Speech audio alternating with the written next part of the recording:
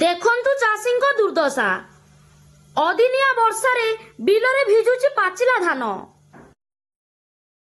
चाषी कूल हताश मुंडरे हाथ देई बसिछंती हजार हजार चाषी माने। वर्ष तमामर परिश्रम एठी शेष। नमस्कार मु प्रेक्षा सेठी सचेतन टाइम्स को आपनको स्वागत।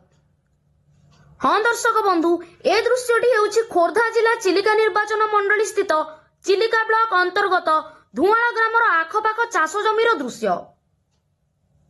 जमीरे आंठुए पानी। अदिनिया वर्षा जोगु पानी रे भिजी नष्ट होई जाइछि धान। आम कृषक माने चाष जमीरे अमल करिथिबा धान रास्ता उपरे खरारे सुखाउछंती।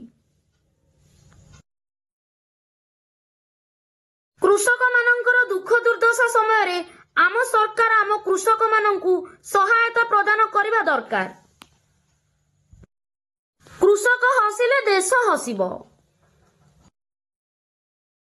आमर प्रिय मुख्यमंत्री मान्यवर श्रीजुक्त मोहन चरण माझी कृषकंग निमंते भल पदक्षेप ग्रहण करिसंती।